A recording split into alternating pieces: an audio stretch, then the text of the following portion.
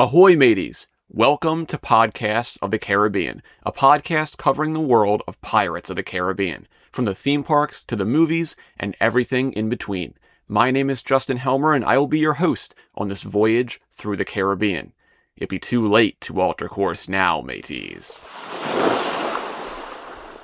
Welcome back to Podcasts of the Caribbean. Here we are at episode 20. I feel like we were just hitting episode 10 yesterday.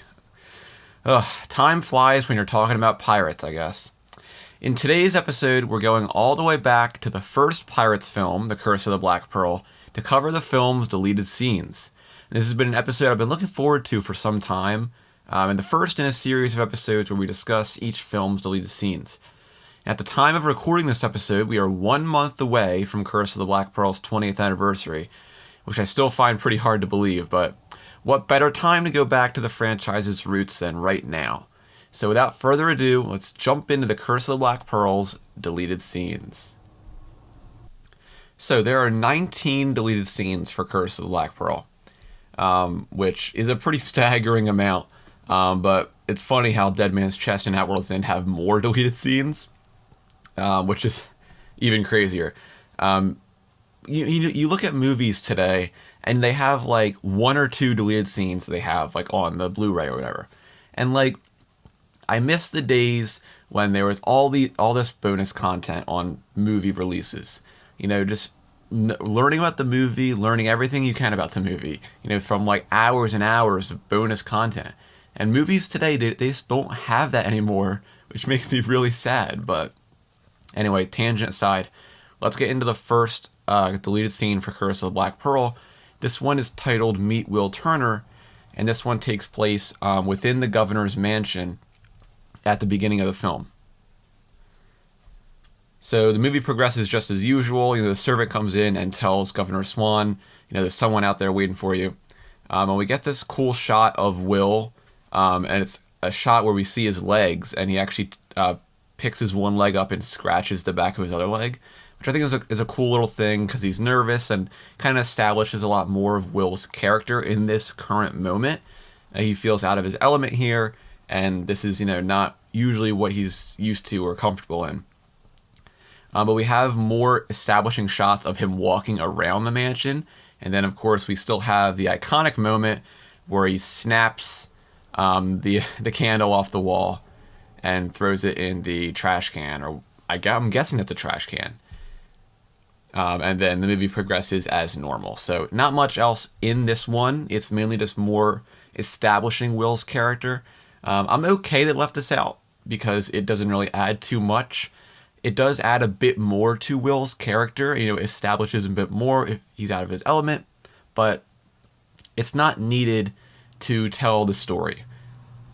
But yeah, first one, pretty simple deleted scene. We have a lot more that are very more in depth. This is one of the ones that, you know, the movie can live on without. So our second deleted scene is also a pretty short one. This takes place right after the whole scene at the governor's mansion. So Governor Swan and Elizabeth have gotten in the carriage.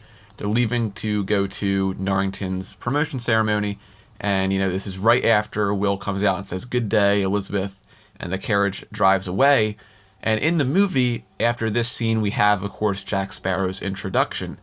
But in this deleted scene, we continue on with Governor Swan and Elizabeth.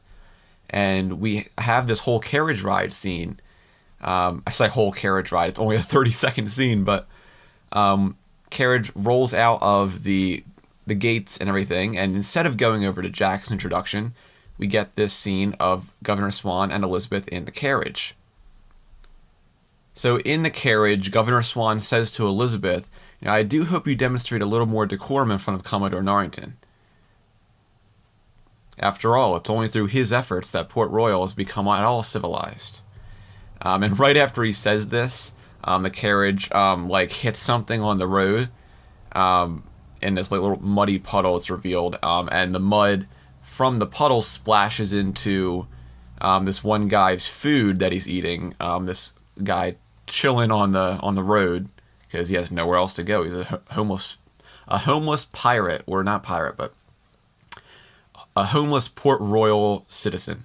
But the mud splashes into his food, and he continues to eat it. So this scene mainly just a thing to kind of establish Port Royal and the divide between the classes here. You know, the wealthy class that Governor Swan and Elizabeth find themselves in, and the normal working class of all the Port Royal. Especially after Governor Swan says that thing about Norrington, you know, it's only through his efforts that Port Royal has become at all civilized, and then we get this scene of the guy eating, you know, the mud in his food. So a pretty cool one. It's neat to have a little interaction between Governor Swan and Elizabeth.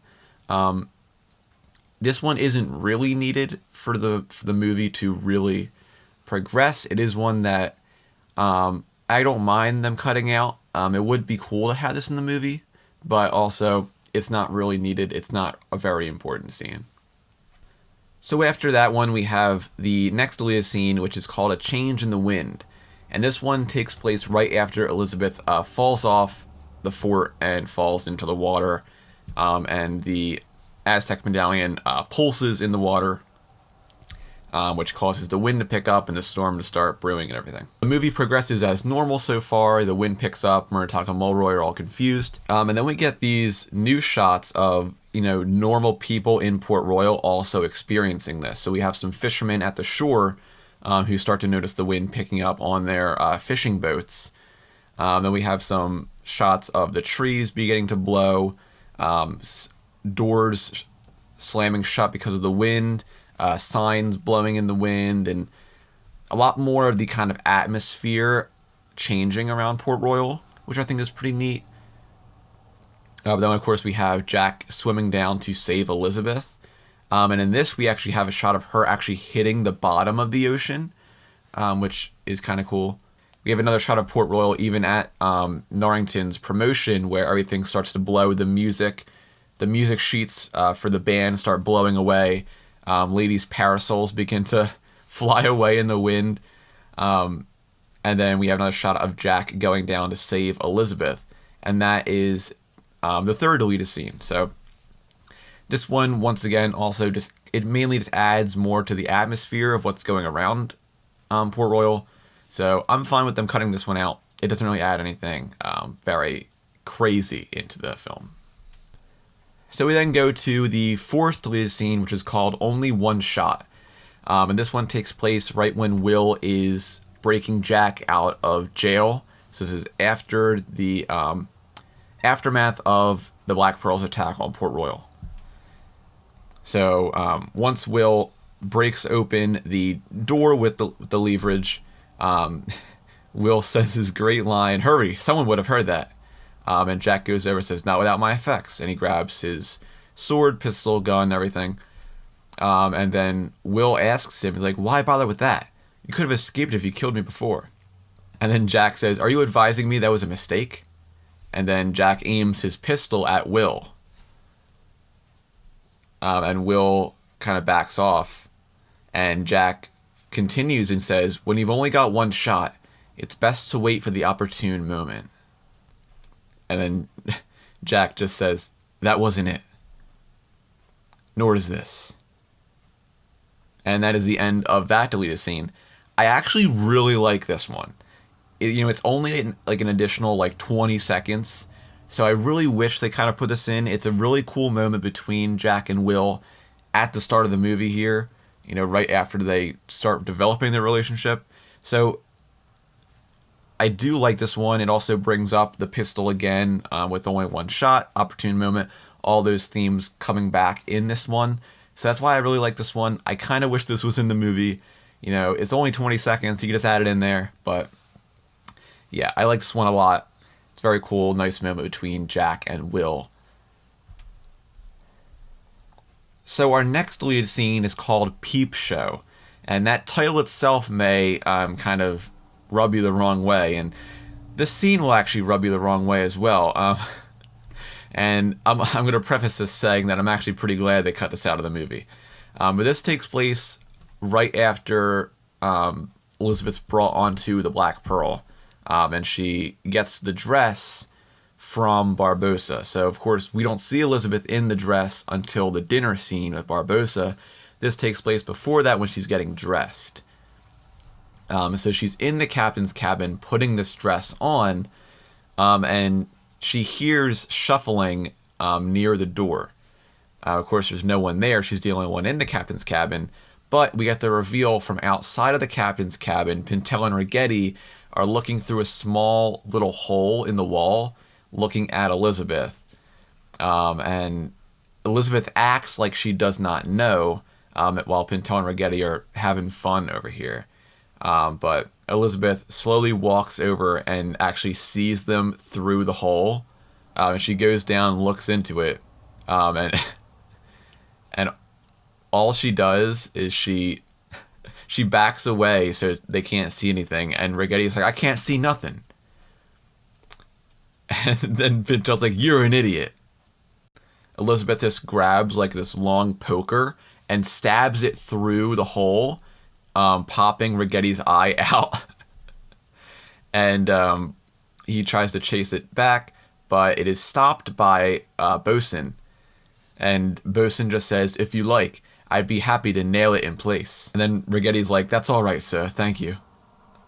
As Ragetti goes to grab his eye, I love how Pintel just smiles at Bosun as the captain's cabin doors open and the pirates bring in the food for the dinner scene. And Ragetti puts his eye back in, and then we go right on to the dinner scene with the pirates preparing the meal for Barbossa and Elizabeth. And then we get this little extra scene with Barbossa walking in right after they put all the food down. And he sees Elizabeth, and Barbossa says, mate or not, it suits you. And Elizabeth then asks, dare I ask the fate of its previous owner?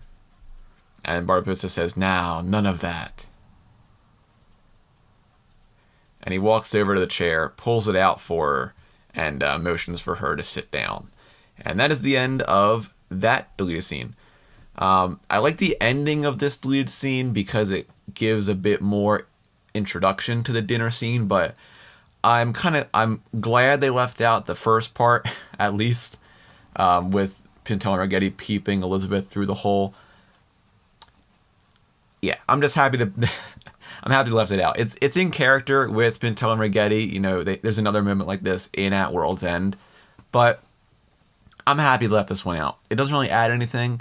I do like the interaction between Pintel, Ragetti, and Bosun at the end of the scene, but yeah, this one doesn't really add too much either. We haven't hit the really, really good, meaty deleted scenes yet, but another one that's cool, but I don't miss it not being in the movie.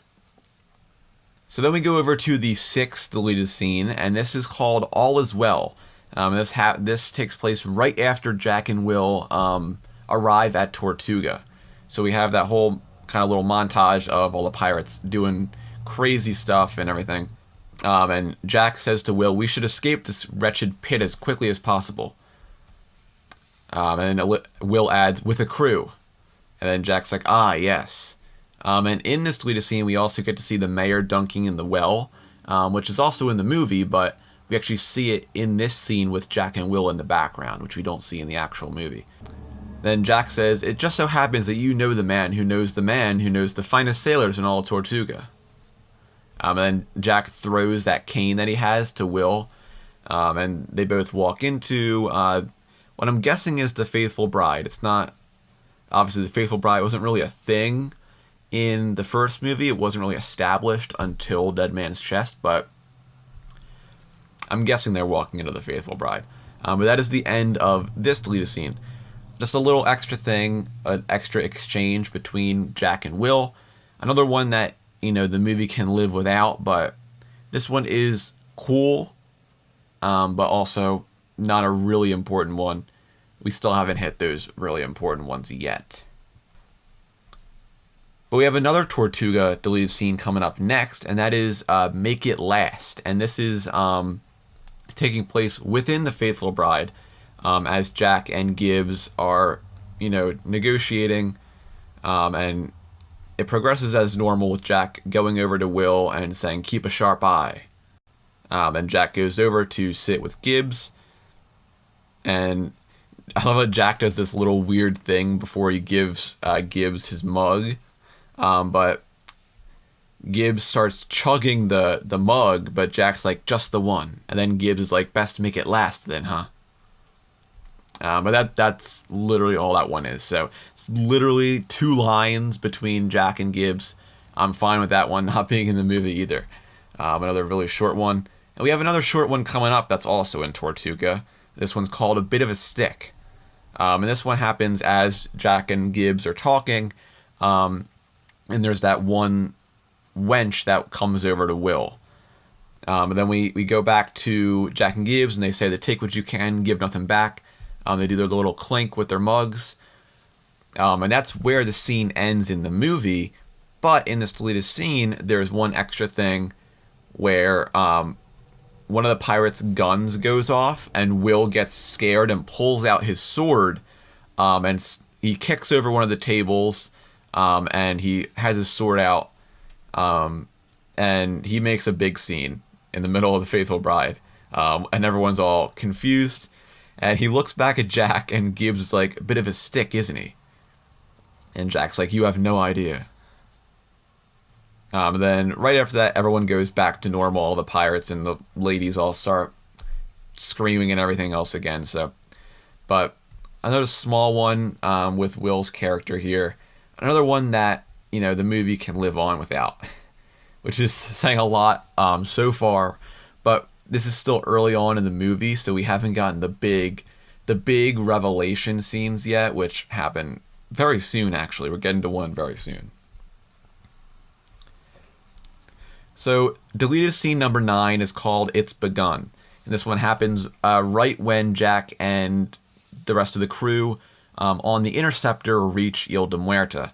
So, Gibbs goes up to Jack and says, "Jack, what if the worst should happen?"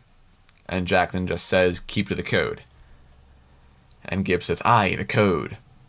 And this, of course, gets Will's attention. And then we have the new scene of Jack and Will in the longboat observing the Black Pearl in the distance. So Jack is looking at the Black Pearl through his spyglass. And he sees, the few pirates that are left to guard the Black Pearl. And they're looking for Elizabeth. So Will asks, "Is she there?" And Jack says, "No." And Will is like, "Where is she?" And then Jack says, "It's begun." And then we cut over to the caves of Ile de Muerta, where we get the reveal of all the treasure, all the pirates docking their boats. So this is also a new scene of them all coming in and getting off their boats and everything before they actually get into the treasure room. We see Barbossa in the front of his boat, but the rest of the crew gets off. They grab all their chests of treasure as well, and they haul Elizabeth through the caves as well. And then we cut right to what is in the movie, which is, them pulling Elizabeth into the treasure cave and her seeing all the treasure, and the movie continues as normal. So I do like the first part with Jack and Will seeing the Black Pearl there, and the whole "It's begun" line. I like that part, but also, once again, not a deleted scene that takes away from the movie. So we're going to move on to number 10, which is called The French, and this happens right after Elizabeth and Will escape from Ile de Muerta, and the crew of the Black Pearl find Jack, who is still recovering from Will knocking him out earlier. And he's currently trying to think of the word parlay, like in the movie. And he's like, partner, parley, parsnip, par. And then Rigetti finishes for him and says, "Parlay." And then Jack's like, "That's the one, parlay." And then Pintel's like, "Parlay? Down to the depths, whatever muttonhead thought of parlay." And just like in the movie, Jack says, "That would be the French. Latin-based, of course. Inventors of mayonnaise." And then Pintel's like, "I like mayonnaise." And then Jack's like, "Shame about the French. They're obsessed with raisins. Humiliated grapes, really. Think about it." And then Pintel's like, don't know. And then Jack's like, terrific singers, the French. Eunuchs, all of them. And then they're like, that's not right. I used to date a eunuch. And then Jack's like, I'll get me coat. And he walks back, and of course he's cornered by the rest of the pirates there. So a fun scene between Jack and the crew of the Black Pearl there, which also comes back, really in Dead Men Tell No Tales, when Jack is about to be executed, and the one officer is like, how would you like to die, pirate? Hanging, firing squad, or the new invention, the guillotine? And then Jack's like, guillotine? Sounds French. I love the French. Do you know they invented mayonnaise? How bad could it be? It's French, eh? And then, of course, they turn him around and he sees the guillotine, and he's like, oh, I've changed my mind. But I like this one. It has that French mayonnaise thing.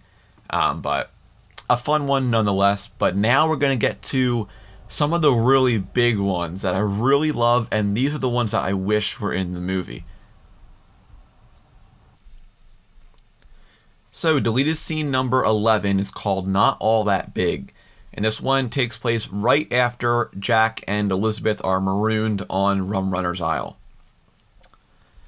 So, they're walking to shore, and Jack pulls off the rope, and he looks back at the Pearl and says, that's the second time I've had to watch that man sail away with my ship. That's, of course, in the movie, and then before, the movie would cut on to the next scene, we have an extension of this scene. So Jack, he is looking at his pistol, making sure the ammunition and everything is still, working. It's not drenched with water. And Elizabeth is currently walking around the island. And she realizes pretty quickly that she's walked around the entire island already. And Jack is sitting there unloading his pistol. He's taking the actual ball out of the pistol. And Jack tells her, it's really not all that big, is it? And Elizabeth turns to him and says, if you're going to shoot me, please do so without delay. And then Jack stops what he's doing, and he's like, is there a problem between us, Miss Swan? And Elizabeth's like, you were going to tell Barbossa about Will in exchange for a ship. And then Jack's like, we could use a ship. The fact is, I was going to not tell Barbossa about Bloody Will, because as long as he didn't know about Bloody Will, I had something to bargain with, which now no one has, thanks to bloody stupid Will. And then Jack gets up and starts walking away, and Elizabeth's like, oh. And Jack's like, oh. And then he puts his pistol in his belt and begins to walk away. And Elizabeth's like, he'd still risk his life to save ours. And then Jack's like, ah! And he starts running away. And then Elizabeth's like, so we have to do something to rescue him. And Jack turns around and is like, well, off you go then. Let me know how that turns out. And then we go right over to what's actually in the movie, which is that scene of Jack and Elizabeth walking to the Rum Runner's cache. And Elizabeth, saying, you were marooned on the island before, weren't you? So we can escape in the same way we did then. So yeah. That's the end of this deleted scene. And this is the first one that I really wish was in the movie, because it really it adds a bit more to Jack and Elizabeth's relationship. Also, I just love the actual interaction and what Jack's like. Like, we could use a ship. Fact is, I was not going to tell Barbossa about Bloody Will, because as long as he didn't know about Bloody Will, I had something to bargain with, which now no one has, thanks to bloody stupid Will. It's so funny to me. I love it so much. It's a great Jack Sparrow moment, and a great moment for Jack and Elizabeth on the island here. So this is a scene that would love to be in the movie to expand this actual part of the film. But we're not done with the Rum Runner's Isle deleted scenes yet. The next one coming up is one that, if you remember from, I think, episode 3, I actually talked about this on the episode. I actually talked about this whole deleted scene, but we'll talk about it a little more in depth here. And this is called No Truth at All. This is deleted scene number 12. This is right after Jack finds the Rum Runner's cache, grabs the rum out of it, and he says to Elizabeth, welcome to the Caribbean, love. And of course, that's in the movie. But right after that, we go to the actual deleted scene. So Jack goes and sits down on the beach, and Elizabeth asks him, "Is there any truth to the other stories?" And Jack's like, "Truth?" And then what he does, he pulls up his sleeve on his right arm, and he shows her not just the swallow tattoo. He also shows her his pirate brand on his arm as well. Then he pulls up his sleeve on his left arm, and he shows her the giant, like, big scar on his arm. And then after that, Elizabeth kind of backs away. And then we go back to Jack, and he pulls down his shirt and shows her the 2 gunshot wounds on his chest. And then we go back up to Jack's face, and he says, "No truth at all."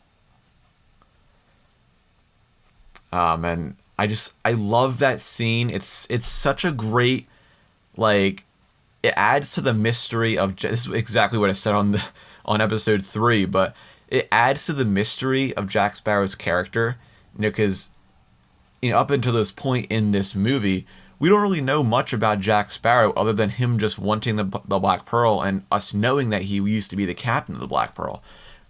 This is us first being introduced to the character.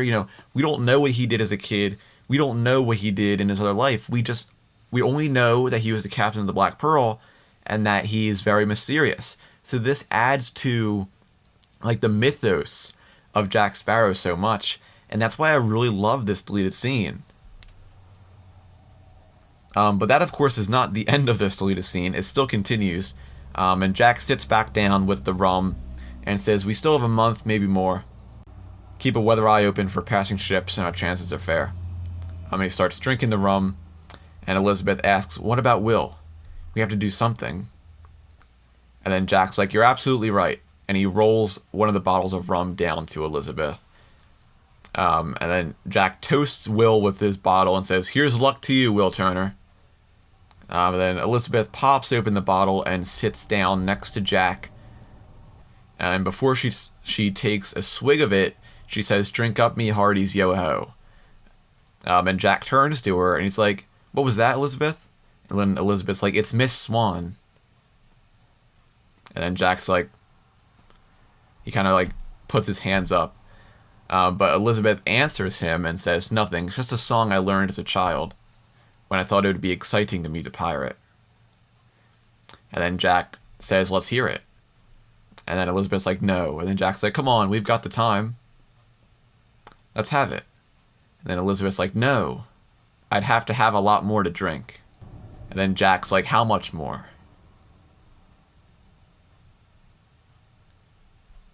And then, of course, it cuts to that night where Elizabeth and Jack are singing the song around the fire, which, of course, is in the movie. So that is the end of this deleted scene, and this is one of my favorites, or at least mainly the first part of this. If this was added to the film, I would at least like the first part of this, with, the thing with Jack Sparrow's wounds. The second part of this is cool. It is another great moment between Jack Sparrow and Elizabeth, but it's not necessarily needed to progress the movie in any way. I think the first part with Jack showing his wounds to Elizabeth, I think that is such a cool, interesting moment for a character. Like, it's honestly one of my favorite character moments in, like, any movie, but it's not even in the movie.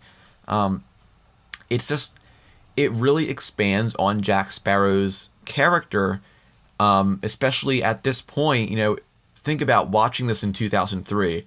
You know nothing about this character. We look back now, 20 years later. We have 5 movies with Jack Sparrow. We have an entire 13 book series about Jack Sparrow. We have The Price of Freedom, another great book. We have the history between him and Cutler Beckett, and, like, all this stuff that didn't exist back in 2003. We didn't know anything about Jack Sparrow. This is like that one moment where people would have been like, "Whoa, this Jack Sparrow guy is really, really cool."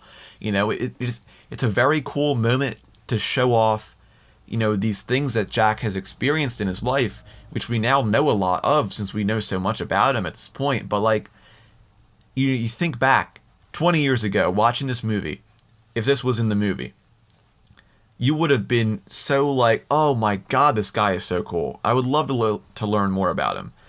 So that's why I like this scene a lot. I just love the mystery. It's great. Anyway, enough tangent. Let's go on to deleted scene number 13, which is also another great deleted scene that I love. I wish was in the movie.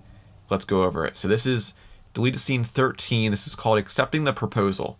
And this one takes place right after Jack and Elizabeth are rescued by Norrington on the Dauntless. So just like in the movie, Norrington comes down and says, Mr. Sparrow, you will accompany these fine men to the helm and give us a bearing to Ile de Muerta. You will then spend the rest of the voyage contemplating all possible meanings of the term, silent as the grave. Do I make myself clear? And then Jack's like, inescapably. And as Jack is brought to the helm by Murtagh and Mulroy, Governor Swan goes over to Norrington and says, Commodore, I must question the wisdom of this. And Norrington says, with all due respect, Governor, Mr. Turner is a subject of the British Crown, and therefore under my protection. And Governor Swan replies and says, rightly so. And Governor Swan leaves Norrington and Elizabeth alone for a minute, and he just says, take care of her, before he walks away. Before the scene continues, let's talk about this quick exchange between Governor Swan and Norrington. I really like this a lot because it shows Norrington's character in a way that we don't get to see in the movies, and that's why I constantly defend James Norrington, because every scene that really shows James Norrington's character has always been cut out of the movies. Got this scene, there's the scenes in Dead Man's Chest, there's scenes in At World's End that were cut out that like are some of the best James Norrington moments, but they were all cut out of the movies, which makes me so mad, and why like I want extended versions of the trilogy.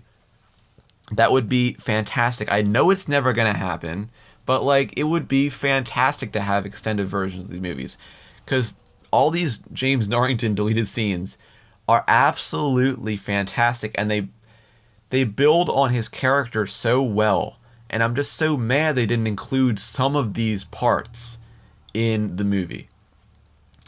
You know, I love this exchange between Governor Swan and Norrington. He's like, Governor Swan at this point doesn't really care about Will. You know, he doesn't care. All he cares about is Elizabeth. You know, he doesn't really care about Will Turner. But Norrington, of course, is saving Will because Elizabeth has accepted the marriage proposal. But even when Norrington says that, his voice kind of shakes a bit, and he's kind of nervous in saying that. And it's these kind of moments that really make me love James Norrington's character. But of course, Governor Swan walks away. Scene continues with Norrington and Elizabeth. So James motions to Elizabeth, and she walks over. And they go over to the side of the ship. And Norrington says, I'm concerned that your answer was perhaps less than sincere. And Elizabeth replies and says, I would have not given my word lightly. And then Norrington's like, yes, I understand. But is it so wrong that I should want it given unconditionally? Then Elizabeth says to him, it's not a condition, it's a request. Your answer would not change mine. And Norrington looks at Elizabeth after she says this. And she continues, and Elizabeth says, you're a fine man, James. And she smiles at him, and Norrington smiles back. And Norrington just says, well. Very well. Excellent. And then we, of course, continue over to the Black Pearl with Will and the rest of the crew in the brig on the Black Pearl, which is, of course, in the movie. So we talked about the first part of this scene. Let's talk about the second part of the scene with Will and Norrington. I like this a lot. It's another part that I say it really, expands on Norrington's character. Things we don't get to see in the movie. We get to see how nice he is. at least in this first movie, Norrington's he's not a villain, but Norrington is not like the protagonist. He's not like the good guy. He's pretty much a secondary villain, even though he's not really a villain. He's that foil for our characters that is under Barbossa. But we don't get to see these really vulnerable moments that Norrington has. When he's talking to Elizabeth here, he's really vulnerable, which we don't get to see a lot. We see it in At World's End before he dies, when he's talking to Elizabeth and kisses her. That's really the only vulnerable Norrington moment that actually made it into the films. And I just, these are the moments that really make me love his character, because he's just a nice guy, and he just wants Elizabeth to like him, but it was never really in the cards. And he even knows that at this point. Even when he's talking to her here, after she's accepted the proposal, he literally says, I'm concerned that your answer was less than sincere. And Elizabeth, of course, reinforces, no, of course, I'm not, I'm not joking, I'd not give my word lightly. And Norrington just he tries to be nice here, but he knows that, Elizabeth is not really doing it for him. She's really doing it for Will. He knows that, but he still tries to be nice and, supports her, which I think is one of Norrington's best traits. He's always looking out for Elizabeth in all three of these movies. His only job ever was to protect Elizabeth. He literally dies protecting Elizabeth in At World's End. So, this guy was never destined to be with Elizabeth romantically. But that's why I love him so much, is that he never stops trying. And even when he keeps getting knocked down, he still gets back up and keeps going to protect Elizabeth. In Dead Man's Chest, he's there on the Pearl. And he takes the dead man's chest to let Elizabeth and the rest of the crew of the Pearl get away from the Dutchman crew, at Isla Cruces. And then, of course, in At World's End, when he sacrifices himself to save her from escaping the Dutchman. So, yeah, it's just these little moments that show Norrington's real character, his vulnerability, Jack Davenport's fantastic acting ability. This is the stuff that I wish made it into the films, because it really just expands his character. And I'm really sad that so many of these Norrington scenes were cut out of the films. But anyway, let's move on to deleted scene number 14, which is called Peas in a Pod. This one takes place right when the Dauntless is arriving at Isla de Muerta. So we see this shot of the Dauntless pulling into Isla de Muerta, and we have this whole scene that is not in the film. So we go on deck of the Dauntless, and we see Jack Sparrow and Elizabeth. And Elizabeth just says to Jack, "You didn't tell him about the curse." And Jack just replies, "I noticed neither did you." For the same reason, I imagine. And Elizabeth replies and says, "He wouldn't have risked it." And then Jack just says, "Could have got him drunk." Don't get me wrong, love. I admire a person who's willing to do whatever is necessary. And then Elizabeth says, "You're a smart man, Jack. But I don't entirely trust you." And Jack walks over to her and says, "Peas in a pod, darling." And right after that, Norrington walks over with Jack's compass, and he gives it back to Jack. And Norrington says, "With me, Sparrow." And they both walk away, leaving Elizabeth by herself. So we get that reveal that, of course, Norrington used Jack's compass to get to Isla de Muerta, which actually is kind of interesting because, back in this movie, we didn't know really about Jack's compass. We didn't know it points to what you want most. But in this movie, it's honestly really, really shown to be pointing to Isla de Muerta. Because, Norrington was using it to get to Ile de Muerta. How do we know that Ile de Muerta was what Norrington wanted most? Like, what if what Norrington wanted most was Elizabeth, and it was just pointing to Elizabeth? Like how it points to Karina when Barbossa's using it in Dead Men Tell No Tales. Like, how do we know that that's really what Norrington wanted? So it's one of those things that makes me think maybe they really had it pointing to Ile de Muerta in this movie, and then they're like, actually, no, it's actually the thing you want most, which, of course, they never say that it's pointing to Ile de Muerta in the movie, but this scene honestly really suggests that it does. So maybe it was a good idea they cut that out, because that kind of brings a few things up. But I do like this scene with Jack and Elizabeth. With Elizabeth, you didn't tell him about the curse. And then Jack's like, yeah, neither did you, for the same reason, I imagine. And it really shows the similarities between Jack and Elizabeth, and they're willing to do whatever is necessary to accomplish their own ends, which it's a great moment that shows, where that really foreshadows Elizabeth's arc in the next two movies, showing how she's able to get her own way, which ends up being a very big factor in her becoming a pirate and eventually the Pirate King in At World's End. So a very cool moment, character moment for Elizabeth especially, and overall a nice scene. But the compass thing with Norrington kind of brings up a few questions, because is it really what he wanted most? Is it actually put in Ile de Muerta and when they were developing this movie? Who knows? But a cool deleted scene that I like a lot. So now we're moving on to deleted scene number 15, and that is Take a Walk. So this is, of course, right after Jack and Barbossa are negotiating in Ile de Muerta.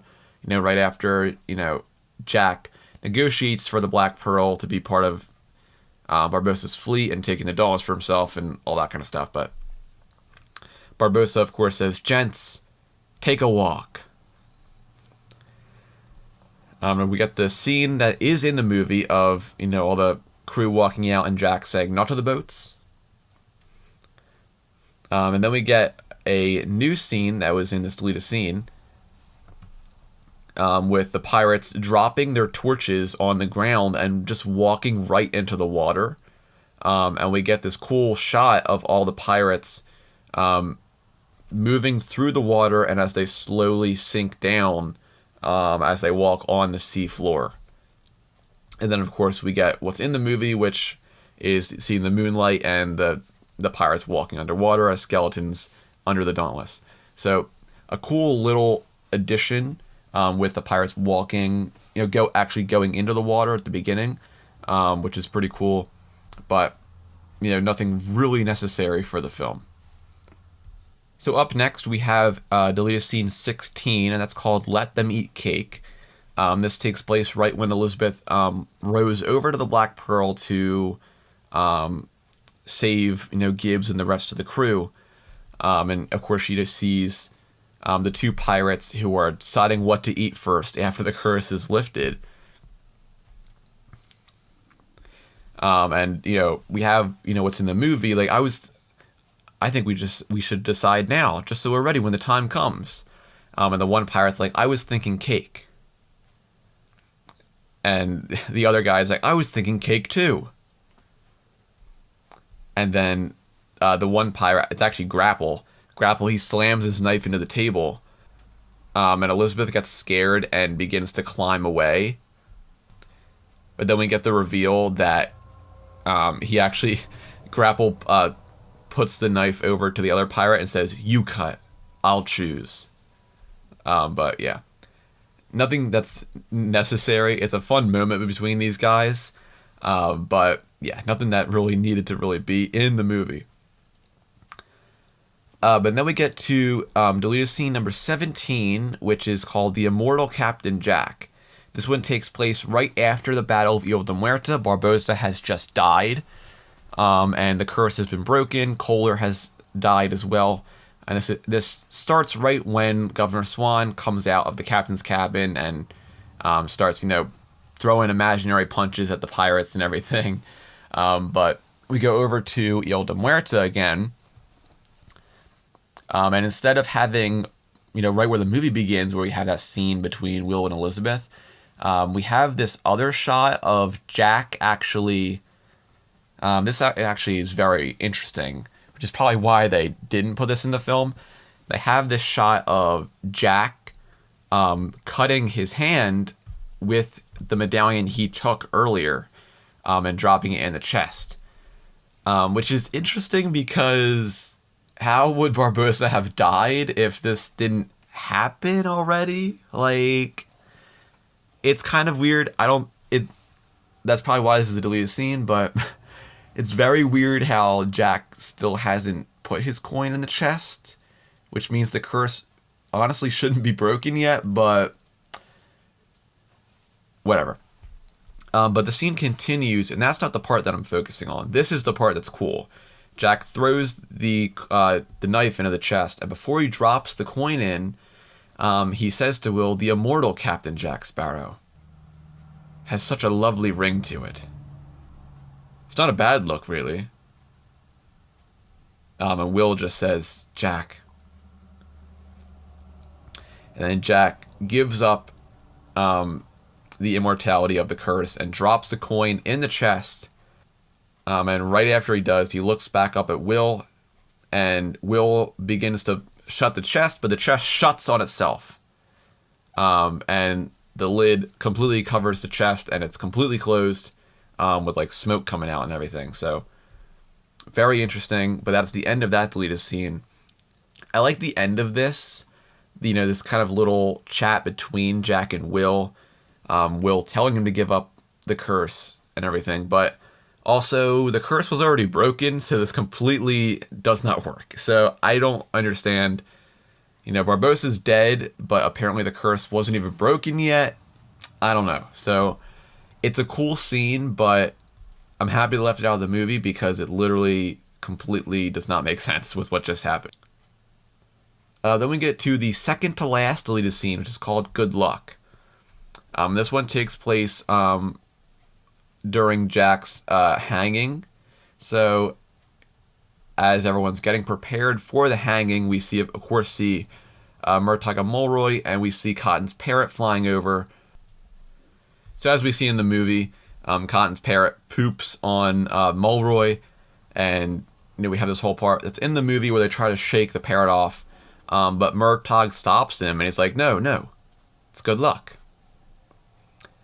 And then Mulroy's like all starts smiling and everything, but then Cotton's parrot then poops on Murtagh's face, which is pretty funny. But Mulroy goes and takes some of the poop off of Murtagh's face and puts it on his other shoulder. It's like, I love these guys. It's a fun little scene. It doesn't add anything really to the film, but like, it's another fun last scene in the movie with Murtagh and Mulroy. So that's pretty funny, but nothing necessarily needed in the actual film. But then we get to the last deleted scene, which is actually, I don't know if it's my favorite of all these, but it's honestly probably the deleted scene I would love to be in the movie the most. This happens right at the end of the film. So this happens right when Jack escapes and everything, and that whole thing goes down, and Norrington pulls Will over to, tell him back, this is a beautiful sword. I expect the man who made it show the same care and devotion in every aspect of his life. And then the deleted scene begins, and Norrington says, "My compliments." And then Will, of course, says, "Thank you," like in the movie. But this is the part that I love a lot. As Norrington and the rest of the guards begin to walk away, Norrington turns around one last time and says, "Oh, and Miss Swan." And Will and Elizabeth, they both look over at Norrington, and Norrington just says, "The very best of luck to you both," and he smiles at them. And Elizabeth smiles back, and then Norrington smiles again, and then He begins to look away, and then he, of course, walks away. And then Gillette says, Commodore, what about Sparrow? Should we prepare the Dauntless for pursuit? Which, of course, is actually a line that's not in the movie. But then Norrington, of course, says, I think we could afford to give him 1 day's head start. And that's where the deleted scene ends. Which also ends the last deleted scene for Curse of the Black Pearl. But I love this scene. Of course, it's another scene with Norrington it's a great character moment for Norrington that was cut out of the movie once again. But whatever. I like this because, it reinforces what I was talking about a little earlier, where, Norrington knew the whole time that Elizabeth wasn't really into him. But that didn't really affect him, doing stuff for her. That's the whole reason that Norrington really even went to save Will in the first place, is because Elizabeth loved him, and Norrington knew that. At that point in the movie, she accepted his proposal, and he was overjoyed with that. But in that deleted scene, he begins to realize that that's not really... Elizabeth doesn't really plan to marry him. She really only said that so he would go to save Will, which he notices that at that point in the movie. And, seeing at the end here with Will and Elizabeth together, the fact that he smiles at them and says the very best of luck to you both, and then he smiles again, and there's this one quick moment, right after he smiles at them, where he looks down and his smile kind of fades before he walks away.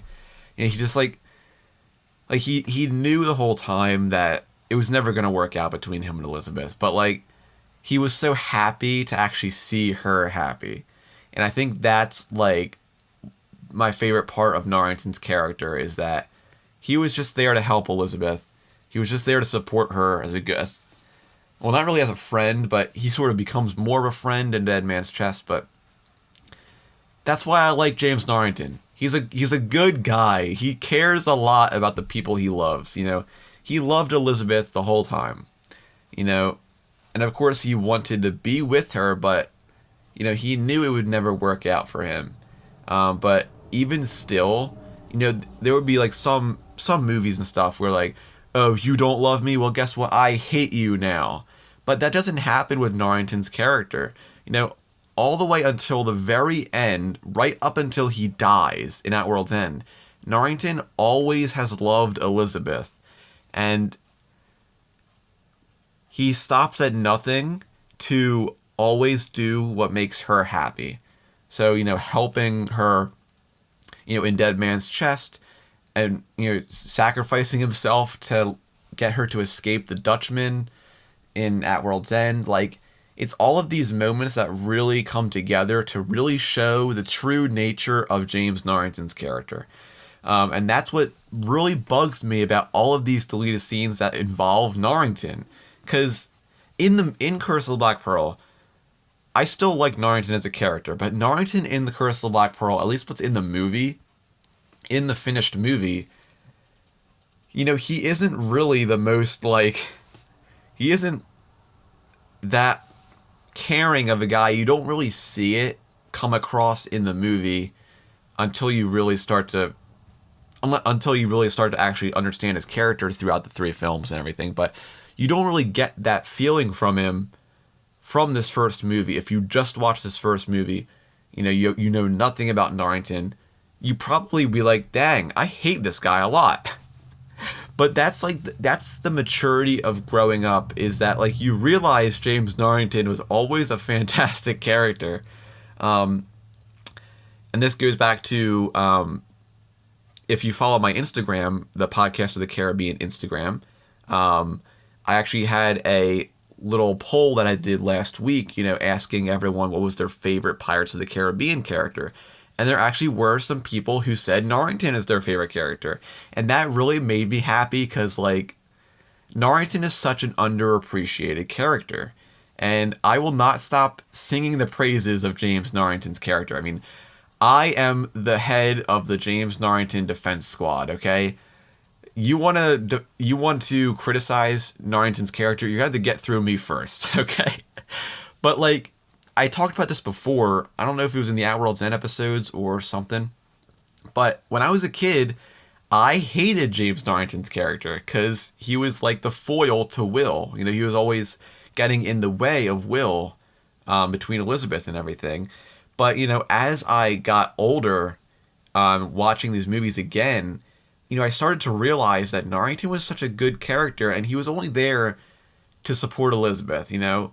And that's like, that's why I love his character so much. And, okay, it's enough rambling on his character.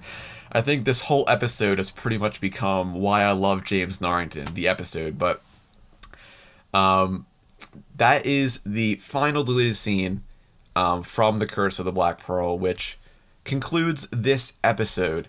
So if you have enjoyed this episode, talking about the deleted scenes of The Curse of the Black Pearl, please leave a rating or a review wherever you listen to the podcast.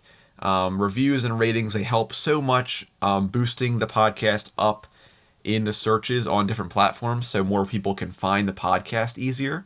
So if you are so kind to do something like that, I thank you so much. It means a lot to me that you all enjoy the podcast, that you still listen to the podcast. It's been 20 episodes now, which is pretty crazy. But yeah, thank you so much for listening. We are getting very close to the 20th anniversary of The Curse of the Black Pearl, which, of course, is one of my favorite movies of all time. It's my second favorite Pirates of the Caribbean movie. That might be another movie. That might be another podcast idea in the future, a tier list of the Pirates movies. But Curse of the Black Pearl is my second favorite Pirates movie. At World's End is my favorite, as you know. But, you know, there's a feeling that I get from watching Curse of the Black Pearl that, like, it really brings me back to my childhood because I was so young when I first watched this movie. And I mean, I literally probably saw this movie for the first time when I was like 2 or 3 years old. This honestly may have been one of the first movies I can remember actually watching, which is pretty crazy because for like a 2 or 3-year-old watching Pirates of the Caribbean, it's honestly pretty crazy. Like, I was only 5 years old when At World's End came out, which honestly shocks me a lot. Yeah, we're getting close to the 20th anniversary of Curse of the Black Pearl. We're going to be doing a really cool episode looking back on Curse of the Black Pearl, talking a lot about the production of the film, how it was made, and all kinds of different things like that. So I'm very much looking forward to making that episode, and I hope you are all excited for that one as well. We are also going to be covering the deleted scenes of Dead Man's Chest and At World's End as well in the next few episodes, so make sure you stay tuned for those ones, because those will be some fun episodes as well, because I love all these deleted scenes so much. I cannot wait to talk about them and discuss them with all you. So, once again, from the bottom of my heart, thank you so much for listening. If you've actually listened to all 20 episodes so far, thank you even more, because that's amazing, listening to all the episodes. But that's going to be the end of this episode. So I will see you next time on Podcast of the Caribbean with probably the Dead Man's Chest deleted scenes. I think that's going to be the next episode. So I will see you all then. Thank you so much for listening. I'll see you next time.